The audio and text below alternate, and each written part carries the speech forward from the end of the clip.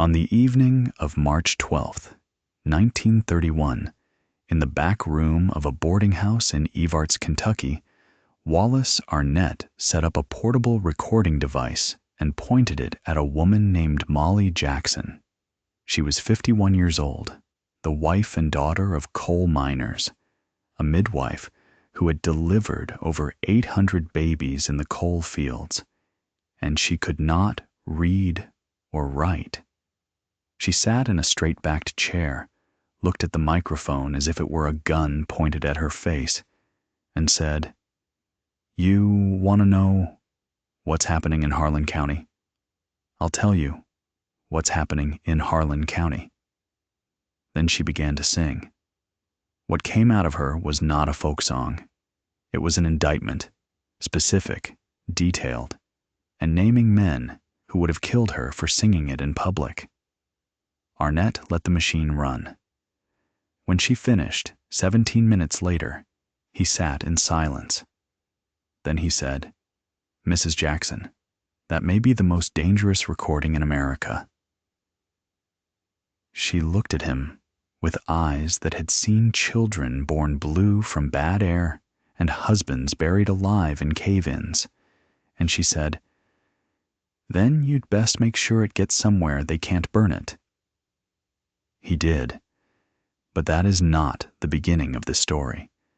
The beginning is earlier and colder, and it starts with a man who came to Kentucky looking for the past and found instead the violent, bleeding, singing present. Wallace Arnett left Washington, D.C. in January of 1931 with a letter from the Library of Congress authorizing him to collect field recordings for the American Folk Music Archive. He was 34 years old, a lean man from New England with ink-stained fingers and a habit of humming to himself at odd moments, as if his mind were always set slightly off the frequency of normal human conversation.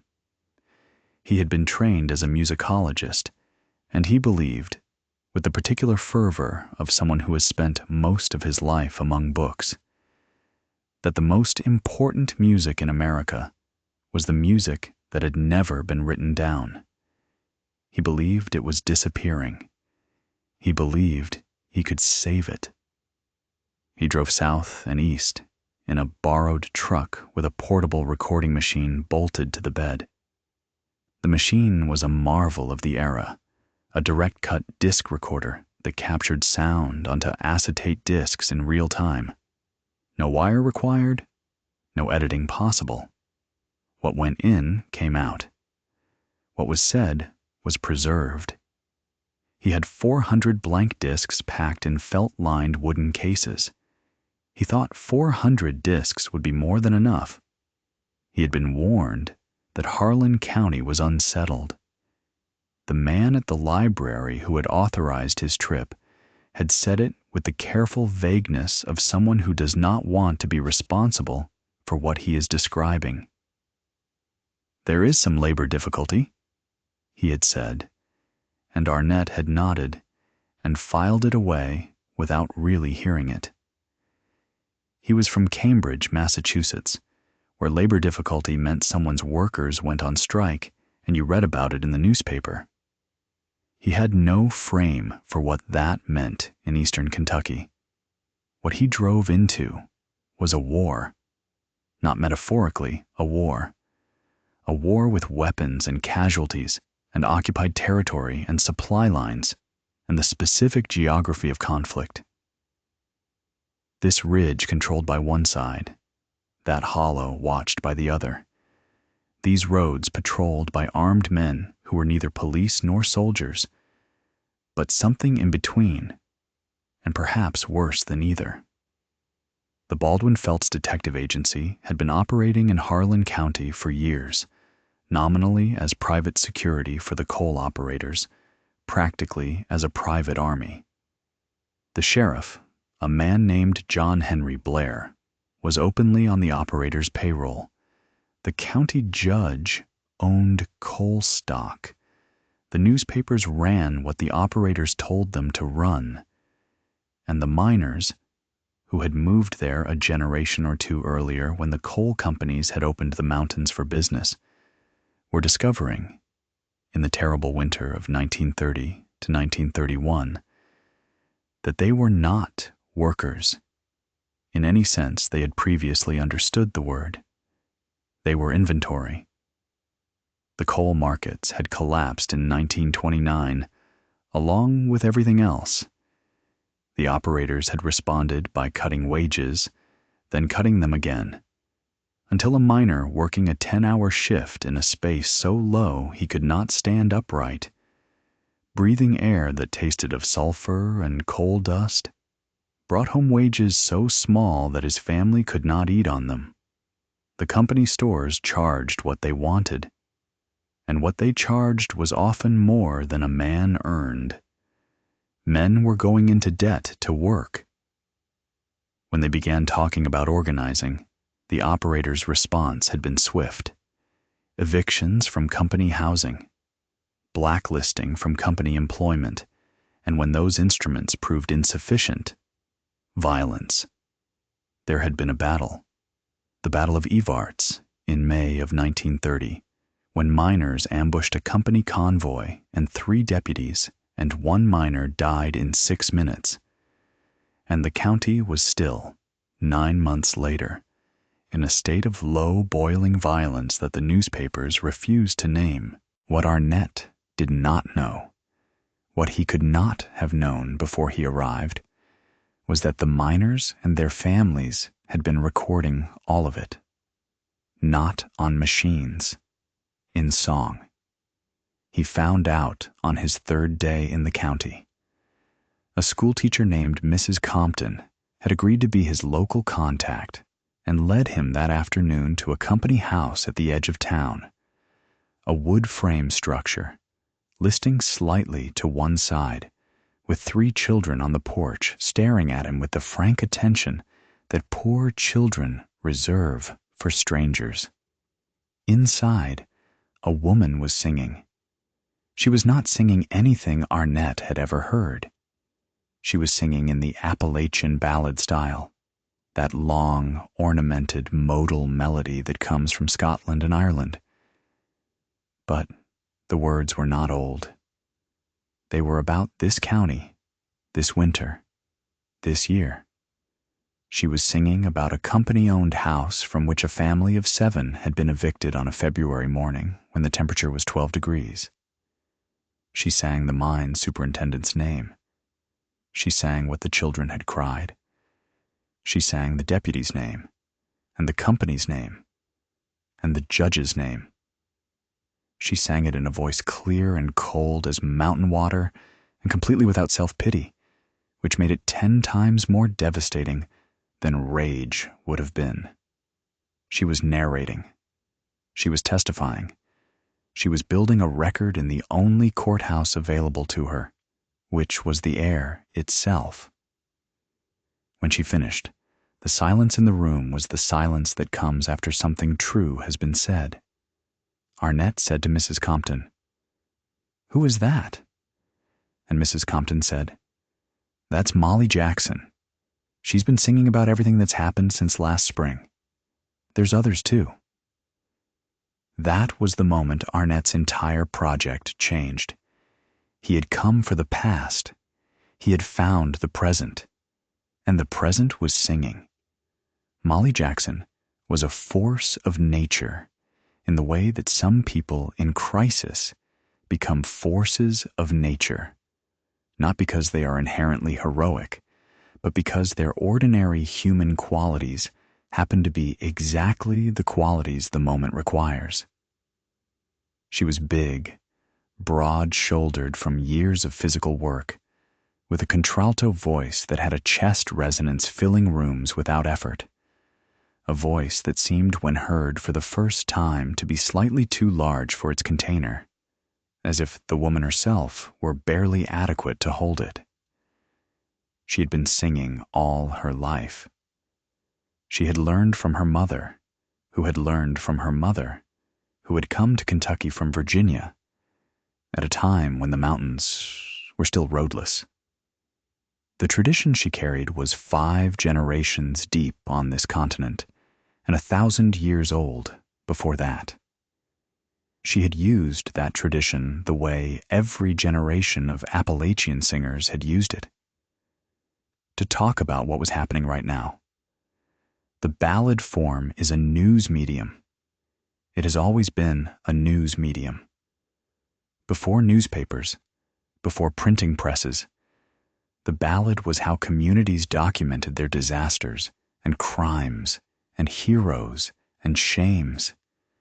A battle was fought, and within a week there was a song, and within a month it had spread to every village in the region, and within a generation the song was the way people remembered what had happened, more reliably than any document.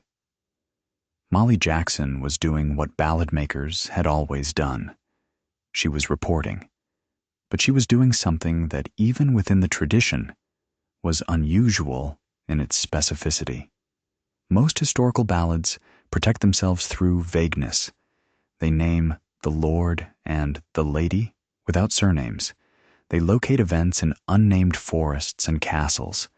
They smooth the particular into the general. Molly Jackson's songs were the opposite of that. They were deliberately, confrontationally specific. They named names. They gave dates.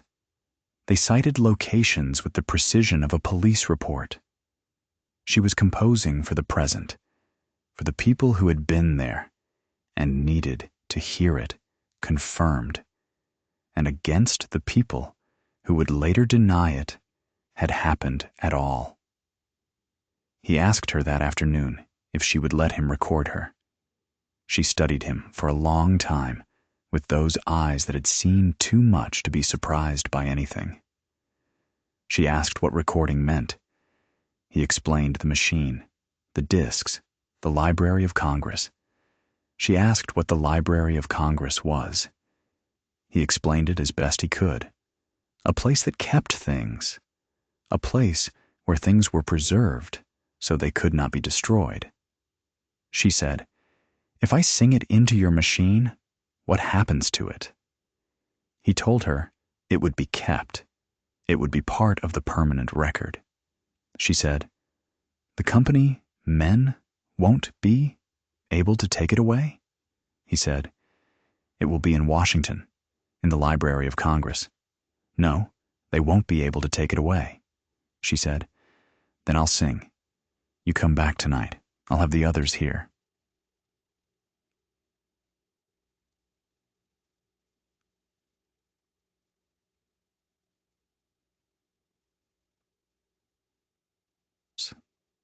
He had not known yet that there were others. Mrs. Compton had also mentioned a blind fiddler. His name was Hezekiah Combs, no relation to the schoolteacher, and he lived alone in a one-room cabin on a creek called Yellow Branch, about 4 miles outside Evarts. He had been blind since childhood, the result of an infection that had swept through the coal camp where he was born and taken his sight while leaving his hearing so finely tuned that people said he could identify a man by his footstep at 50 yards. He was perhaps 60 years old, perhaps older. No one was certain, because people in the deep mountains did not always have documents to confirm the years of their births. He played the fiddle in a style so old it had no name in the musicological literature, a style that predated what most Americans thought of as Appalachian music, with tunings and ornaments that came from Scotland and had never been updated, and his improvisational capacity was, Arnett would write in his notes that evening, nothing short of supernatural. When Arnett found the cabin on Yellow Branch walking the last half-mile because the road had ended, Hezekiah Combs was sitting on his porch in the cold January air with his fiddle across his knees. He turned his head as Arnett came up the path, tracking the sound of his footsteps with those tuned ears. He said, "You're not from here." not as a question. Arnett said he was from Washington. The old man said, "What do you want?" Arnett said he wanted to hear him play. Hezekiah Combs played for an hour without stopping, and in that hour Arnett heard tunes he had never encountered in any collection, in any archive. Then the old man set the fiddle down and said, "You want to hear something new." And that was when Arnett understood that the blind fiddler was not merely a keeper of old tunes. Hezekiah Combs was the county's living wire service. In a community where information traveled by word of mouth and was distorted at every transmission, he was the corrective mechanism. The man who listened to every version of every story and fixed the true version in melody and verse so it could not be changed. He heard things from everyone who came to his cabin, and people came constantly. He absorbed information the way other men absorbed alcohol, and processed it the way other men processed grief. And then, when the account had crystallized in him, he made a song. By his own approximate count, he had composed roughly 40 songs about the events of the past 2 years in Harlan County. He sang Arnett 3 of them that afternoon. One was about the Battle of Evarts, and it was, as far as Arnett could determine, the most factually precise account of those 6 minutes on the road that existed in any medium. The old man had not been there. He had been told about it by perhaps a dozen different people, each with a different vantage point, and had assembled those accounts into a single coherent song, the way a good editor assembles a story from competing sources. He named the men who had fired first. He described the sequence of shots. He accounted for the dead. He got it right. Arnett, who had read every newspaper account of the Battle of Evarts that he could find, understood that what the old blind fiddler had composed was more accurate than anything that had been printed. He got back to Evarts as the sun was going down, and the temperature was dropping again toward its nighttime floor. In the back room of the boarding house, 4 people were waiting when he arrived. He knew Molly Jackson. The others he did not yet know, but would come to know as well as he had ever known anyone in his life. Sarah Ogan was Molly Jackson's half-sister, 17 years younger, with her sister's physical presence somewhat compressed, shorter, lighter, with a face that showed more of what it was feeling, and hands already roughened beyond her 34 years. Her husband, Andrew Ogan, had been working the mine since he was 13 and was dying of black lung at 37, which in the coal fields was considered neither unusual nor particularly noteworthy. He was home in bed, Sarah explained, unable to rise most days now, the cough having taken over his body the way an occupying army takes over a city, slowly, completely, with no intention of ever leaving. She had 3 children. She had no income. She had composed songs about all of it, about the lung disease, about the wages, about the company store, about the men who made profit from the conditions that were killing her husband, and she would sing them with a directness that was almost unbearable, the emotion stripped to its functional minimum, which was precisely enough to destroy a listener. The boy was Jim Garland, and he was 14 years old. Arnett's first impression was that he was too young to be in a room where adults were discussing what these adults were discussing.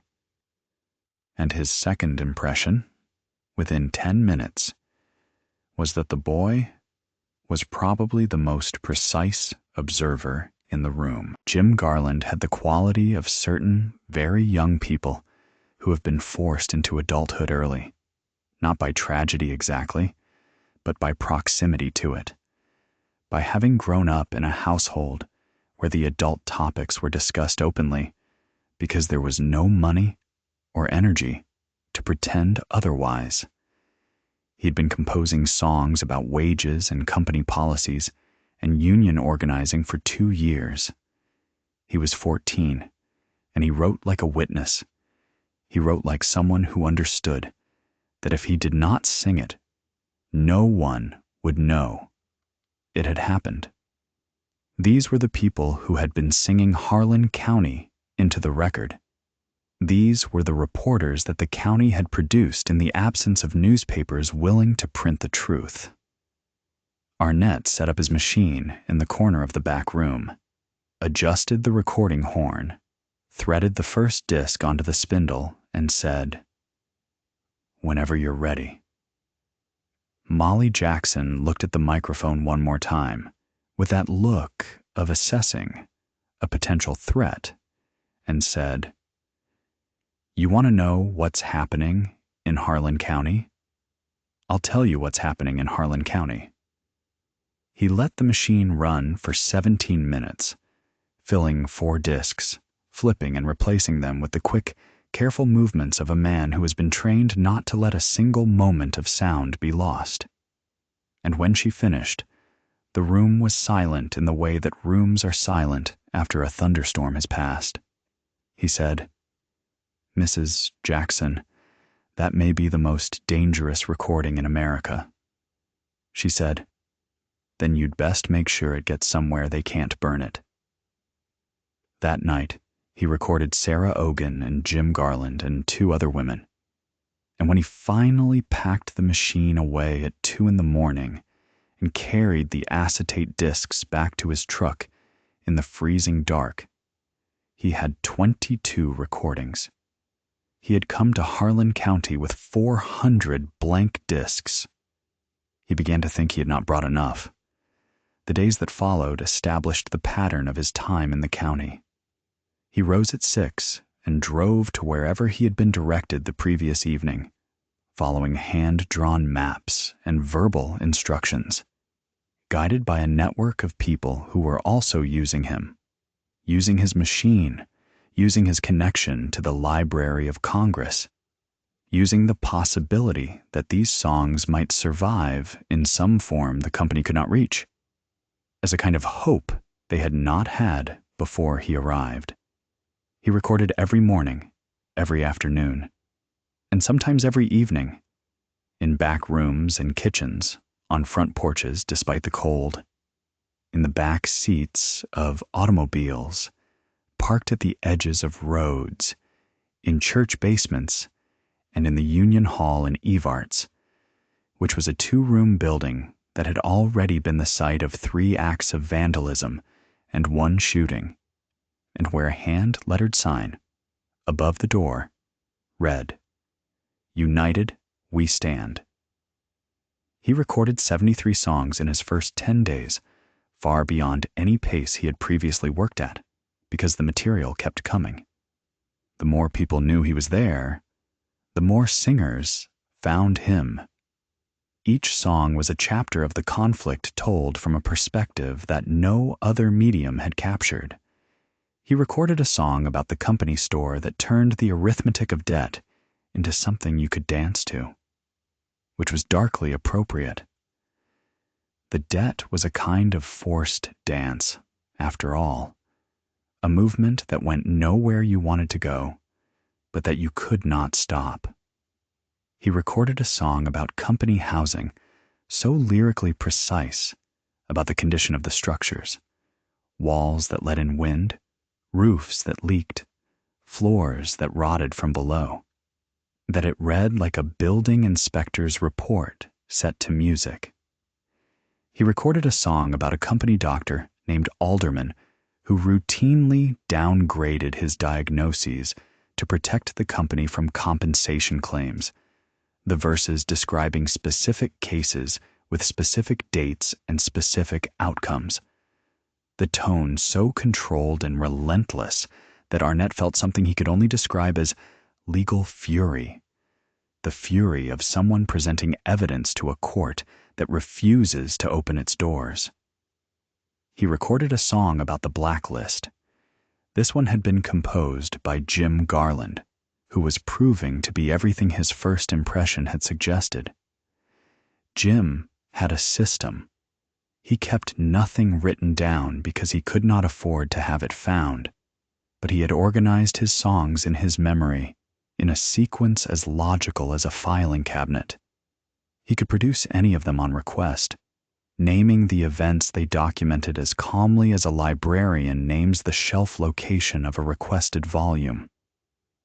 The blacklist song documented 47 men denied employment at any mine in Harlan County following their attendance at a union meeting in the fall of 1930. It named them. It named the mine bosses who had issued the orders.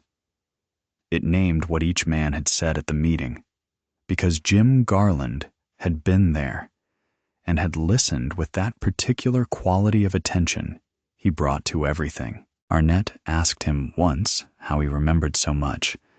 Jim thought about it for a moment and said, "When you write things down, the paper does the remembering. We don't have that, so we have to do it ourselves." He paused. "Maybe we remember better for it. The paper can burn." The songs about the dead were the hardest. There had been 7 deaths directly attributable to the conflict in the 9 months before Arnett's arrival, and each one had been memorialized in song. Each song was a different angle on the same fact: that men had died for trying to organize, and that the people responsible had not been charged, had not been tried, had not faced any consequence that the law or the newspapers were willing to acknowledge. The songs were the consequence. They named the deputies who had shot men on the pretext of resisting arrest. They named the company, men who had been present at moments of violence officially classified as accidents. They named the sheriff. They named him repeatedly in song after song, with a specificity and consistency that constituted, in Arnett's judgment, a body of evidence that any honest court would have taken seriously. Sheriff John Henry Blair was a constant presence in the songs. Blair had been re-elected consistently on the company vote, which in Harlan County was sufficient to determine any election.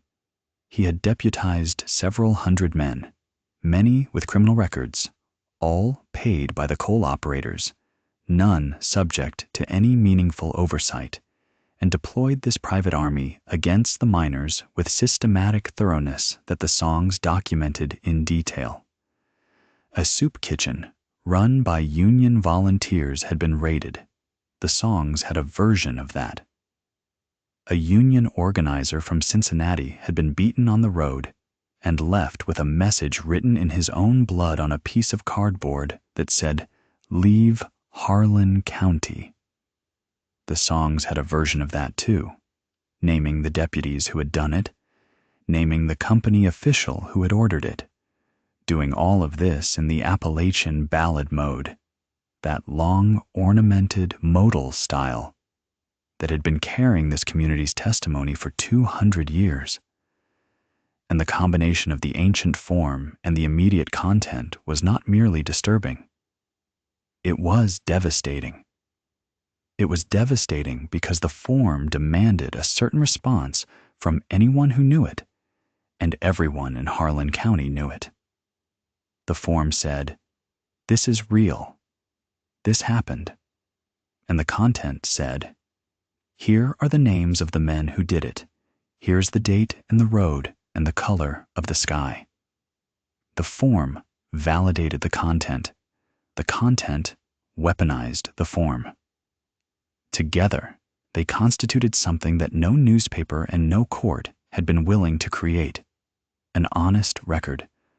Arnett was 20 days into his work when he understood what he actually had. He was in his room at the boarding house, playing back discs on his portable turntable, and he stopped and picked up his pen and wrote in his notes, "These songs are not folklore. These songs are journalism. They are the only journalism being practiced in this county. They are the only honest record of events that will be accessible to anyone who comes after. If these recordings are preserved, they will constitute the primary source material for understanding what has happened here. If they are destroyed, what happened here will be determined by the operator's account, and that account is a lie. He capped his pen. He looked at the stacks of recorded discs around the room. He counted them.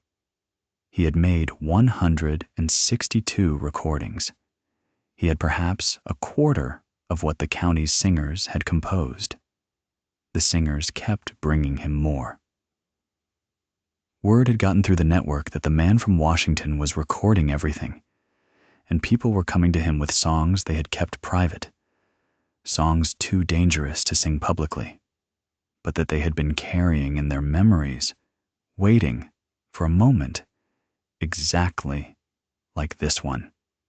The second session with Hezekiah Combs was the one Arnett would later describe as the most technically extraordinary he had captured in all his years as a field recorder.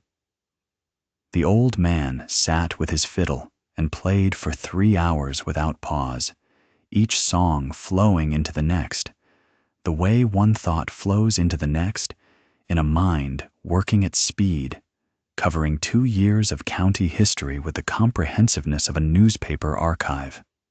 At the end of the 3rd hour, when the last song ended and the fiddle went quiet, Hezekiah Combs sat in silence. Then he said, "They'll come for your machine." Arnett asked, "Who will?" The old man said, "The ones who don't want what I just sang to be anywhere someone can find it." Arnett asked, "When?" Hezekiah Combs said, "When they figure out what a machine like yours does. Right now they think you're writing things down.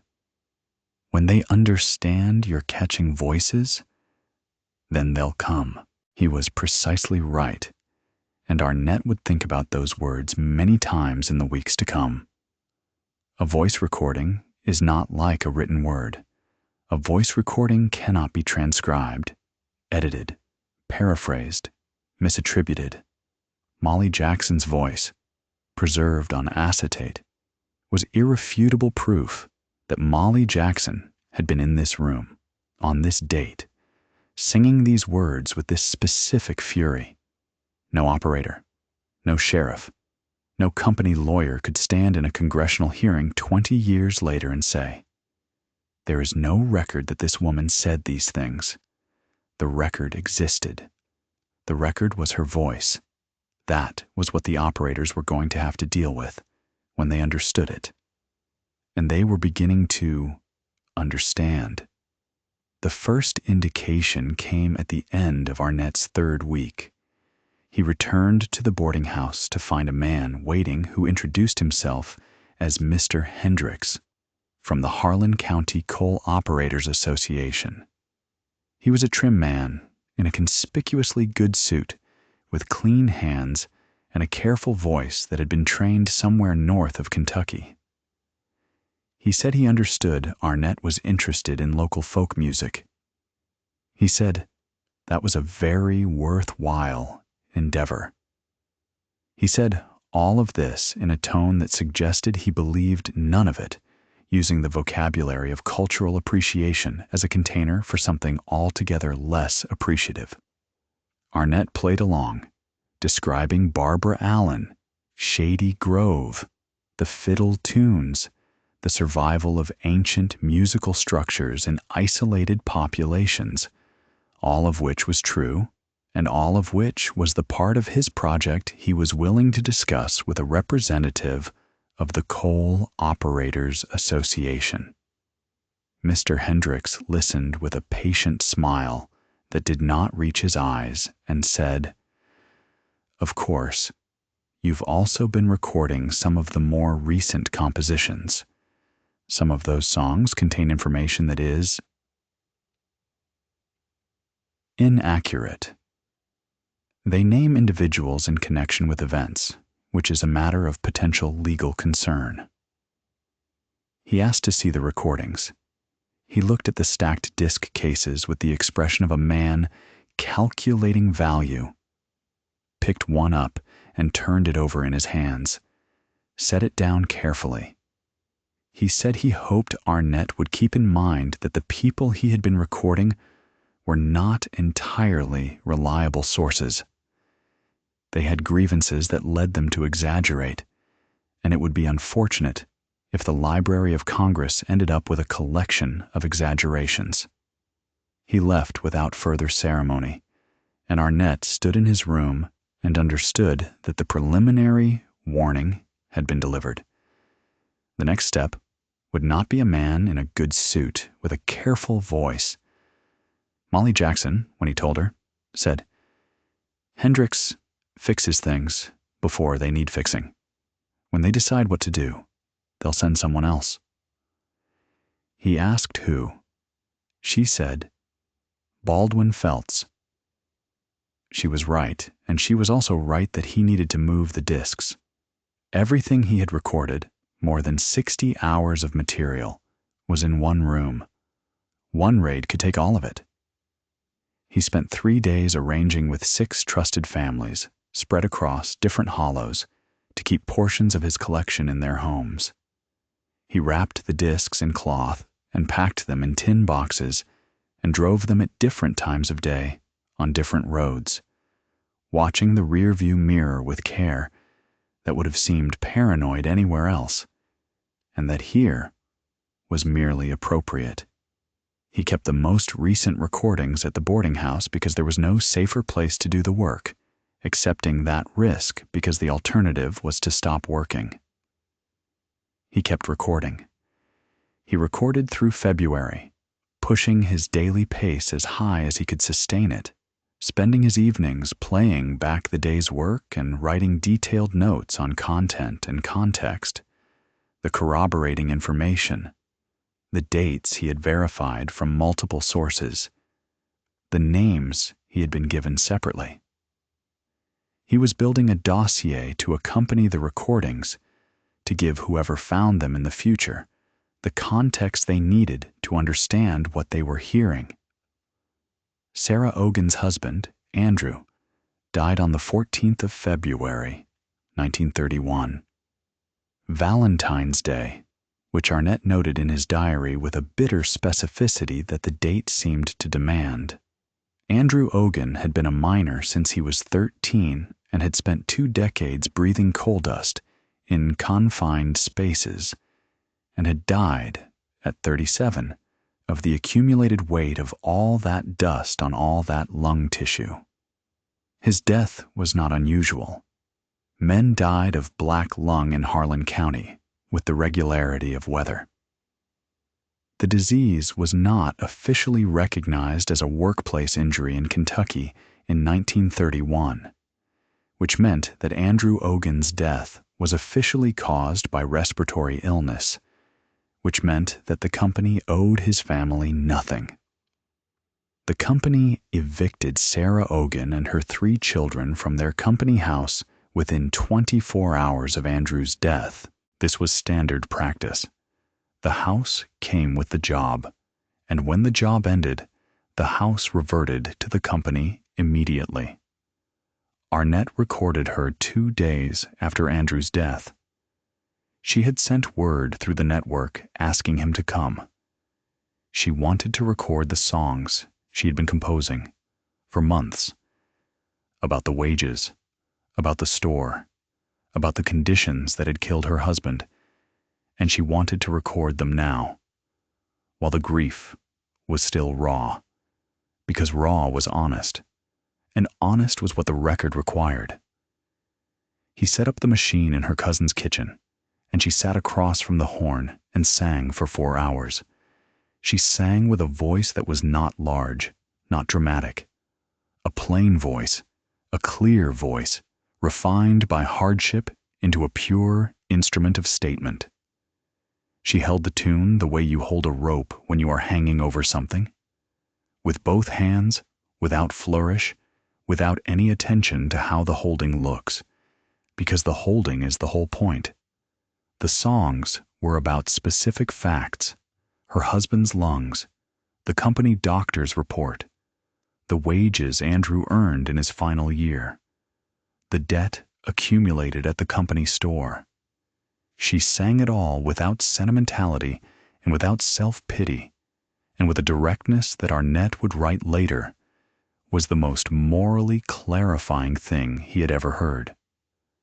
She was not performing grief. She was reporting a crime. Hezekiah Combs heard about Andrew Ogen's death the day after it happened and had composed a song about it within 3 days. This was his practice, turning news into verse while the facts were still warm. The song named the mine superintendent, the company doctor, the official cause of death, and the actual cause of death. And it laid them in alternating verses so the listener could hear the gap between what the company said had happened and what had actually happened. And the gap was so wide and so obviously deliberate that the song's effect was not sadness, but something sharper. The anger that comes from watching a lie be told about someone you know. Jim Garland brought Arnett a song about a shooting at the Union Soup Kitchen, run out of a church basement in Evarts. The soup kitchen had been raided by deputies on the pretext of looking for moonshine. The pretext was always moonshine, the universal charge requiring no evidence, resulting in no charges when none was found. And during the raid, a deputy had fired into the wall of the church basement, 2 feet from a woman named Della Cawood, who was ladling soup. The bullet hole was still in the wall. Jim's song contained the diameter of that bullet hole, as measured by someone who had gone back to look, because that was the kind of witness he was. A song containing a measured bullet hole, as evidence, was not a folk song. It was a deposition. It was testimony from a community excluded from every official process by which testimony is normally recorded. Jim Garland was 14 years old, and he was making a legal record because the legal system had refused to make one. The day the Baldwin Felts men came, Arnett was 3 miles out of town, recording a woman who would not come into Evarts to sing, preferring her own kitchen with the curtains drawn and her husband watching the road. He came back to the boarding house at 4 p.m. to find his room in deliberate disorder. Drawers pulled, mattress pushed half off the bed, papers moved and incompletely replaced. The recording machine was undamaged. The disc cases had been opened and the discs handled and replaced. But they were there, all of them. He stood in the disordered room and understood what had happened. They had come to intimidate, not yet to destroy. They had come to show him that his room was not his room in any sense that would protect him if they chose to return with different intentions.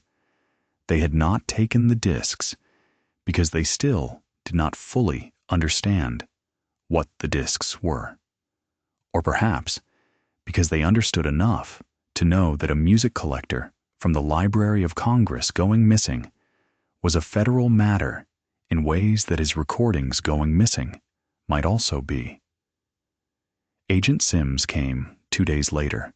He was a compact man, not tall, with pale eyes and the economical movements of someone who has spent years in situations where unnecessary motion was potentially costly. He sat down across from Arnett in the boarding house parlor with the ease of a man completely comfortable in the position of power he occupies, and said he had been concerned about the company Arnett had been keeping. Some of the people he had been recording were involved in activities the county found disruptive. Arnett said he was a musicologist, not a labor organizer. Sims said that was fine. But when you recorded conversations with people involved in those activities, You created a document, and documents could be used in ways their creators did not intend. He said, "My advice would be to finish up and move along before the end of February. This is not a safe county for outsiders right now. There's a great deal of potential for misunderstanding." The threat was dressed in the passive voice, which is where threats live when they want to be technically deniable. Something unfortunate could happen. Not we would do something unfortunate. The passive voice makes violence impersonal, atmospheric, like weather, like gravity, like natural forces you'd be foolish to resist. Arnett sat with it for a moment and then said, "I appreciate your concern for my work." Sims buttoned his coat and left. Arnett sat in the parlor for a long time after. He thought about the bullet hole 2 feet from Della Cawood's ear. He thought about Andrew Ogan dying of destroyed lungs and his family evicted 24 hours later. He thought about Molly Jackson's voice on 4 acetate discs, clear and furious, naming the men who had done all of this. He thought about what it would mean to leave before he was finished. He decided to stay. He stepped up his pace again, sending word through the network that he was available morning, noon, and night, that the machine was running and the discs were ready, and the time was running out. They came in groups now, 3 and 4 people at a session, taking turns at the horn while the others waited. He arranged a second recording, set up at the home of a sympathetic doctor named Whitfield at the edge of town. He rotated between the 2 setups during the day, covering more ground than he had thought possible, accumulating discs with a speed that felt increasingly desperate and increasingly necessary. His hands, which were not a working man's hands, developed blisters from the constant handling of the equipment. He stopped eating regularly. He kept recording. On the 8th of March, Molly Jackson was arrested. The charge was disorderly conduct. The specific incident: she had been singing outside the county courthouse while a hearing was taking place inside, in which 3 minors were being charged with incitement to riot in connection with a union meeting. She had been singing her documentation of that confrontation, the names, the dates, the sequence of events, loudly enough to be heard by anyone in the vicinity, including the people inside. She was making sure the record existed outside the building where it was being distorted. They arrested her for it. They held her for 36 hours in the county jail and released her without charging her, which was the pattern. Hold them long enough to disrupt their activity, demonstrate the availability of the tool, then release because a formal charge would require a hearing that might create a record of its own. The arrest was the punishment. The threat of the next arrest was the ongoing punishment. She was out in 36 hours, and 2 hours after she was out, she was at Arnett's recording setup in Mrs. Feltner's back room. She was bruised on her left wrist from the handling she had received. She was entirely composed. She said, "I have 3 more songs I need to record." He ran the machine. The 3 songs she recorded that afternoon were the most direct political documents he had captured to date.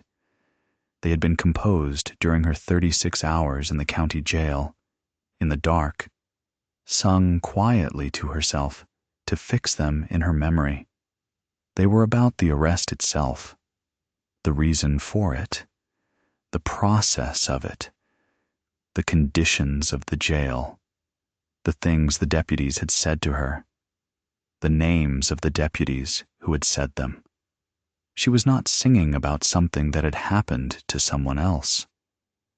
She was singing about something that had happened to her 12 hours before, and the directness of it, the zero distance between the event and the testimony, was unlike anything Arnett had captured before.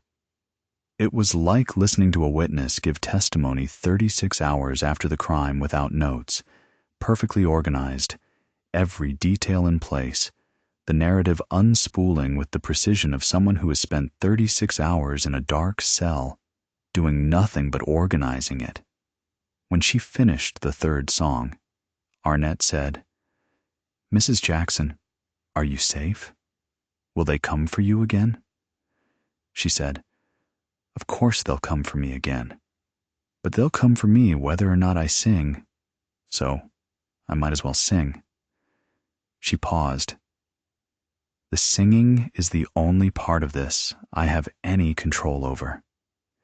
The machine was raided 2 days after Molly Jackson's arrest. Arnett was at the Whitfield house when it happened. He came back to the boarding house to find the back room door broken in and the machine smashed.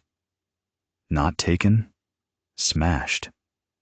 Someone had struck it with something heavy, and the delicate internal mechanics that converted sound to signal and signal to groove in acetate were destroyed beyond repair.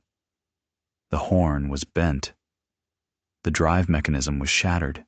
The disc cases that had been in the room were gone. All of them.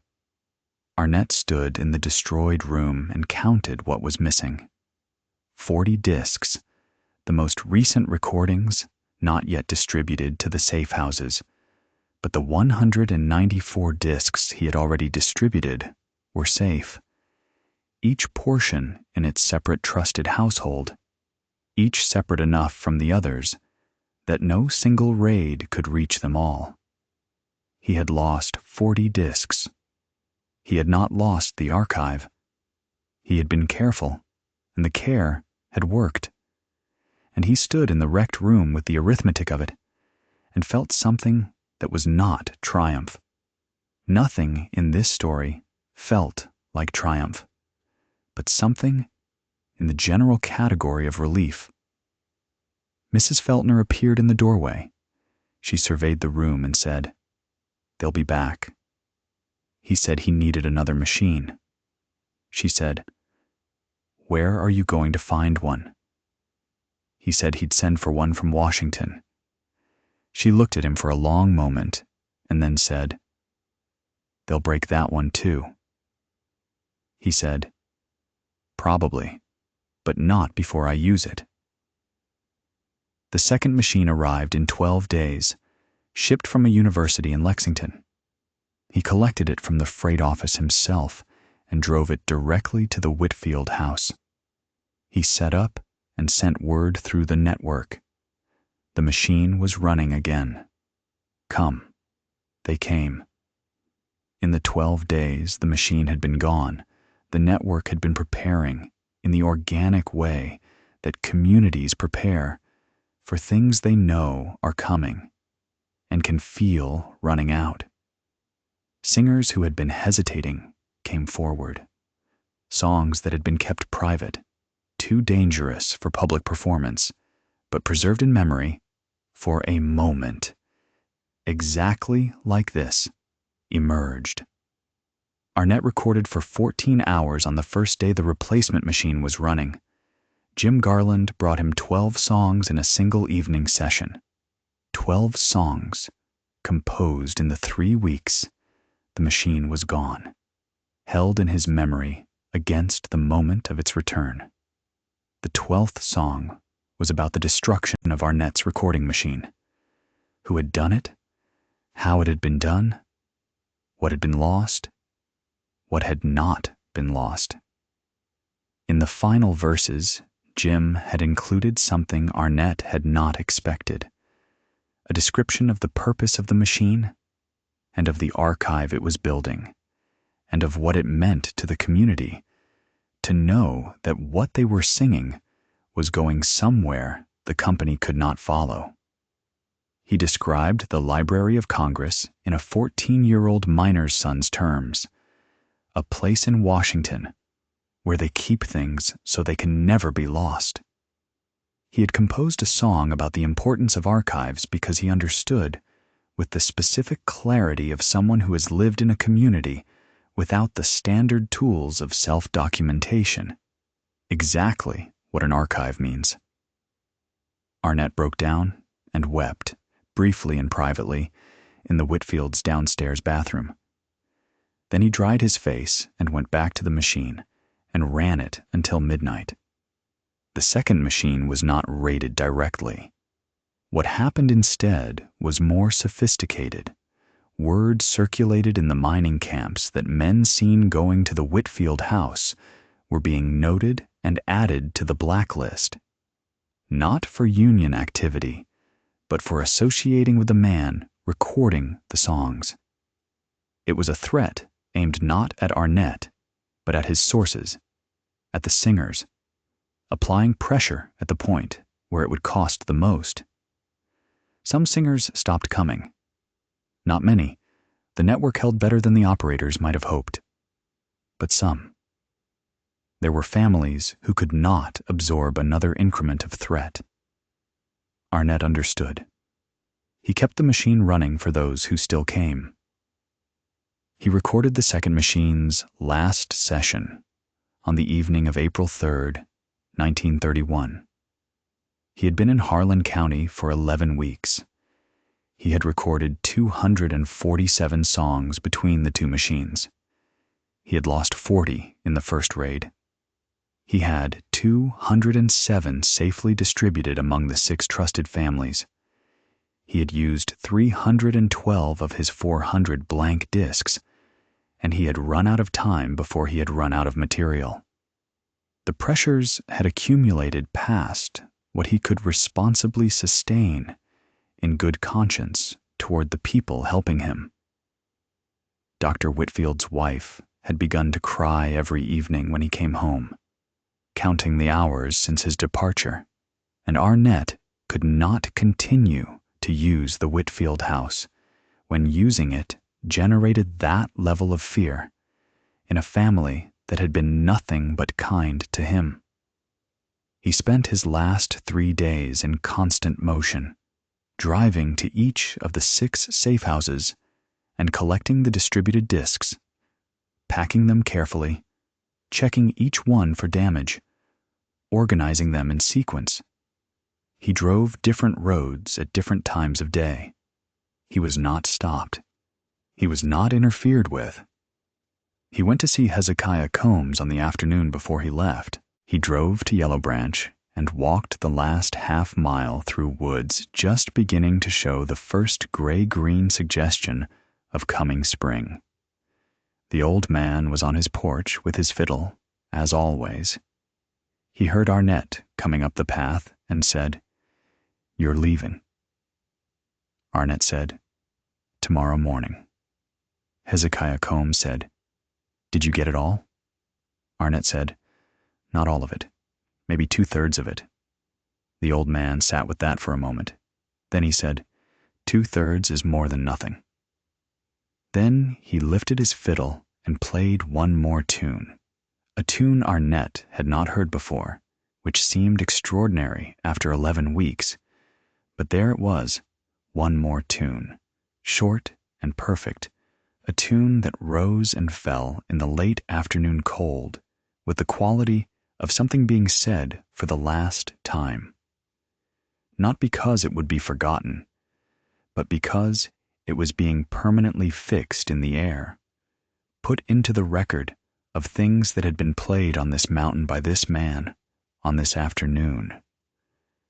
When it was done, Arnett said nothing, and the old man said nothing. And then Arnett walked back down the path through the gray-green spring woods, carrying the one unrecorded thing, the one song that had gone into no archive but a man's imperfect human memory. He went to see Molly Jackson. She was at the cousin's house now, shelling beans with a steadiness of purpose that seemed directed not at the beans, but at something behind them. Arnett sat down across from her and said, I'm leaving tomorrow. I have your recordings. I'm going to take them to Washington." She shelled beans for a moment. Then she said, "Will anyone care?" He said, "I believe they will. Not right now, but someday." She said, "Someday is a long way from here." He said, "It is, but the recordings will be there when someday arrives." She looked at him with those eyes that had been looking at too much for 51 years and said, "What happens to us in the meantime?" He did not have an answer. He sat in the kitchen while the beans were shelled and the children talked in the next room, and the cold mountain light came through the window. He said, "The recordings survive. Whatever else happens, the recordings survive." She said, "That'll have to do, I suppose." He left the next morning in the cold, early dark, disc cases loaded in the truck bed under a canvas tarp. He drove north and west, out of the mountains, through the gradual flattening of the land that signaled departure from the coalfields, and then onto the broader roads that led eventually to Washington. He was not stopped. He was not searched. He crossed the line out of Harlan County at 7:30 in the morning, with 207 recorded discs, 312 hours of field work, and the specific quality of grief that comes from leaving a place where the work is not finished and the people are not safe, and you are the one who gets to drive away. He delivered the recordings to the Library of Congress in the second week of April 1931. He delivered them in person, carrying the cases himself, unwilling to trust them to any intermediary for the final leg of the journey. He sat with the archive librarian, a careful man named Henderson, and went through the collection disc by disc, explaining what each recording was and who had made it and what it documented. Henderson listened without much expression, and at the end said, "This is an extraordinary collection."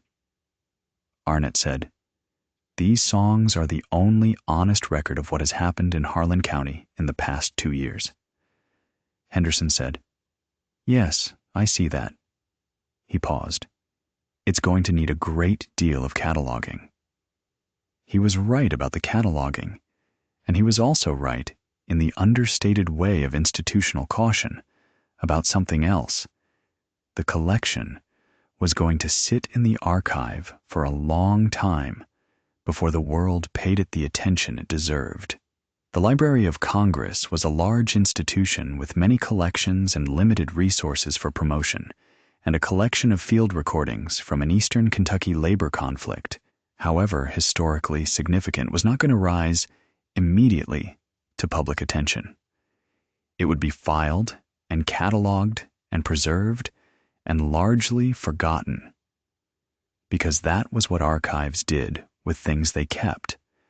They kept them faithfully for a future that had not yet arrived. The future took a while to arrive, and in the meantime, the people who had made the archive possible lived with the consequences.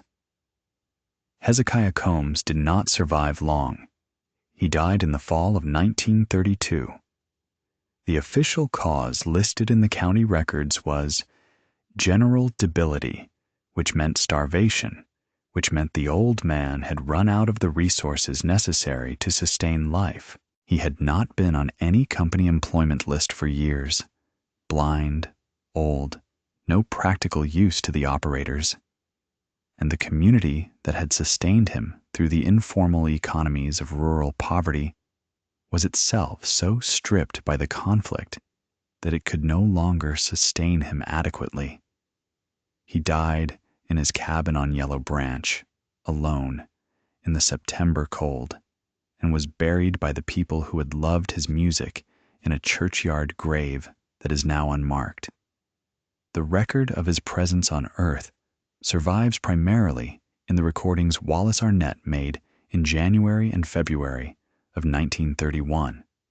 Songs about this mountain, songs about this season, songs about the people in this county who had been trying to live. Jim Garland was blacklisted, a 14-year-old who has been composing songs naming sheriff's deputies by name has a reasonable expectation of professional consequences in the county where those deputies operate, and when it came with thoroughness. His name went on the list at every mine in Harlan County, and then at adjacent counties, as the operators' networks communicated troublemakers across the coalfields. He left Kentucky in 1933, not quite 16, traveling north to Ohio, and then New York, and eventually California, carrying his songs in his memory, the way refugees carry whatever is most essential and lightest. He spent the rest of his life as a labor organizer and singer in cities that were not Kentucky, and he never returned. He did sing again. He sang on picket lines in Ohio and street corners in New York and at union rallies in California, and the songs were still the songs from Harlan County. Every fact exactly where he had put it, but sung now to audiences that received them as history from a distant place, rather than as testimony from their immediate present. The distance changed them in context, and context is what transforms testimony into history. And history is a different thing from testimony, less urgent and more permanent, and somehow both more and less true. Jim Garland's songs were still true in a way that most history is not, grounded in specific bodies and specific events and specific names on a specific blacklist on a specific winter morning. But they were no longer testimony. They were history, which requires only that someone be willing to listen. Molly Jackson moved to New York City in 1936, 56 years old, following the labor movement connections that linked Harlan County's singers to the left-wing cultural networks of New York. She arrived with her songs, all of them, hundreds of them, in the inexhaustible memory she had been building since childhood, and performed them for audiences of union members and folk music enthusiasts who were discovering that the music of the Appalachian working class was something more and different from what they had assumed. She was a living link to the deepest part of that tradition, the part that had been using song as testimony and resistance for 500 years, the part that had not waited for anyone from outside the mountains to discover it and give it meaning. It had its own meaning. It had always had its own meaning. She was its meaning. She died in New York in 1960, in relative obscurity. By then, the folk revival was well underway, and the music she had embodied was being celebrated by a new generation. But the connection between the recordings and the woman who had made them was not widely understood.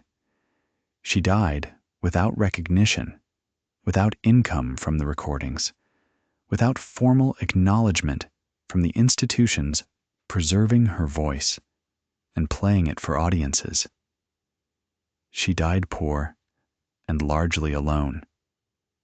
The woman who had delivered over 800 babies in the coalfields and composed hundreds of songs constituting the only honest documentation of the bloody Harlan period, and sat in a straight-backed chair in a boarding house in Evarts and sang for 17 minutes into a machine she had never seen before, because she understood that the singing was the only part of it she had any control over. That woman died in obscurity in New York City, while the recordings she had made were sitting in the Library of Congress, filed, cataloged, and waiting. Sarah Ogan stayed in Kentucky longer than the others. She stayed because her children were there, and the mountains were there, and because the kind of staying that makes no practical sense is sometimes the only act of resistance available. The refusal to be driven entirely from the place you have the right to inhabit.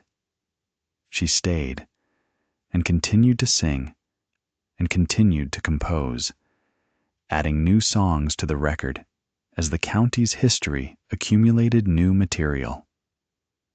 She stayed through the 1930s and into the 1940s. In the 1960s, she was found by the folk revival in the specific way revivals find surviving tradition carriers, by someone arriving with a guitar and a reverence that was sometimes genuine and sometimes complicated by the particular patronizing quality of educated outsiders who discover working-class culture and feel simultaneously that they are rescuing it and that it owes them something for the rescue. Her recording of Andrew Ogun's Last Days became one of the most played recordings in the Library of Congress Folk Archive once the revival brought attention to the Harlan County collection. It was played by scholars and performers and radio hosts and students and people who simply wanted to hear what grief sounded like when it had been purified into pure testimony. It was played millions of times. Sarah Ogun received nothing for any of those plays. She died in 1983 having received nothing. A woman who had spent her life composing honest documentation of the extraction of value from working people's bodies, ending her life as a final example of the same extraction applied to her art. Wallace Arnett returned to Washington with his 207 discs and spent 6 months in annotation and cataloging, producing a detailed documentary record that was itself a significant historical document. His notes on the content and context of each recording, the biographical information on each singer, the specific events each song documented. He wrote 2 academic papers published in musicology journals to limited readership. He continued his field recording work in other states for many years, and he never forgot what he had recorded in those 11 weeks. And he never found anything again that had quite that quality. Music composed in real time about real events by people who had no other way to make the record and who understood that making it was not a cultural act, but a moral act. A refusal to allow the powerful to determine what existed and what did not. He lived until 1971. He never went back to Harlan County, though he intended to for the rest of his life. The folk revival found the Harlan County recordings in the early 1960s. Through scholarly research and the infectious enthusiasm that spreads through creative communities when something genuinely extraordinary is discovered. Pete Seeger heard some of the recordings and was electrified. Joan Baez included a version of one of Molly Jackson's Harlan County songs in a 1962 concert, introducing it with a description of where it came from and what it had documented, and the description brought the audience to silence in the way that truth sometimes silences people who have been expecting performance. The songs spread through the folk revival network, and from there into the broader conversation about labor and poverty and the relationship between art and resistance, becoming part of the soundtrack of the civil rights and labor movements of the 1960s, sung on picket lines and at demonstrations by people 3 decades removed from the events they described, finding in those events a mirror for their own present. The songs were covered and adapted and sampled. They were the subject of academic dissertations and public radio programs and documentary films and teaching curricula. They were cited by labor historians and musicologists and cultural critics as among the most significant documents of the American working class experience. The families who had composed them received nothing. The descendants of Molly Jackson and Sarah Ogan and Jim Garland and Hezekiah Combs and the dozens of other singers whose voices were in those recordings, descendants still living in Harlan County, in hollows not far from where the songs had been composed, received nothing. The recordings were public domain, technically, or held by the Library of Congress, which meant held by the public, which was technically everyone, and practically no one in particular, which meant no one with a reason to direct any portion of the value generated by those millions of streams to the communities that had generated them. The extraction economy had taken the coal. The cultural economy had taken the songs. The mines are closed now. Most closed in the 1970s and 1980s, as the most accessible seams were exhausted and the economics of eastern Kentucky mining shifted. Some of the company towns survived as ghost versions of themselves, houses still standing, no longer company-owned, inhabited by people without company jobs, in an economy without the company's extractive dynamism and without anything that had replaced it. Some were simply abandoned, left to the reclaiming process that the mountains apply to human structures with patient thoroughness. The vines through the windows, the floors that give way to weather and root, the walls that lean and finally lie down in the weeds. Some of the mountains themselves are gone. Strip mining, the practice of removing mountaintops entirely to reach the coal underneath, more efficient and more destructive than any previous method, took mountains that had stood since before there were people in these hollers, mountains whose names appear in the verses of Hezekiah, Combs's tunes, and in Jim Garland's directional references, mountains that were the backdrop to every song that was sung in those hollers in those years. Gone. The physical landscape of the songs has been altered beyond recognition. The specific geography of the testimony has been unmapped, but the songs survive. The voices in those acetate grooves have been digitized, transferred to formats that will outlast acetate by decades or centuries, and they are accessible online to anyone with an internet connection and a reason to look. Molly Jackson's voice is in the Library of Congress's digital archive. Sarah Ogan's voice is there. Hezekiah Combs' fiddle is there, playing tunes that exist now only in those digitized grooves, tunes no living person has heard in person. Jim Garland's young man's voice is there, reciting his legal depositions to a melody, naming names and measuring bullet holes and accounting for the dead, with the precision of someone who understood from the beginning that precision was the whole point, that vagueness was the luxury of people who could afford to forget, and that he could not afford it, and would not practice it, and would sing every name clearly, so that history, which has a tendency to round off the specific into the general, could not do so with what he had composed. They are there. The voices are there. The record is there. What the coal operators tried to destroy survived, because a man from Washington drove a truck into the mountains with a machine and a supply of blank discs, and because the people whose voices he was asking to preserve understood what preservation meant and offered their voices without hesitation, and in some cases at enormous personal cost. The cost is part of the record too, written in the margins of the archive notes, visible in the catalog entries. Hezekiah Combs died 1932, malnutrition. Jim Garland, blacklisted, left Kentucky 1933.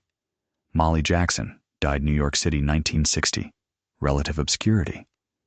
Sarah Ogun Gunning. Received no compensation for recordings. Died 1983. The Library of Congress holds 847 recordings from Harlan County, Kentucky, dating from 1931 to 1940. They are the most comprehensive real-time musical documentation of a labor conflict in American history. They have been streamed millions of times. They have been sampled, covered, and quoted by artists across 6 decades. The families who composed them have received nothing. The mines they sang about are closed. The company towns are abandoned. The mountains some of them described have been strip-mined flat. But the songs survive, which is exactly what songs are for. The coal is gone. The companies are gone. The songs remain. Molly Jackson's 17-minute recording from March 12, 1931, is cataloged in the Library of Congress as AFS 1529.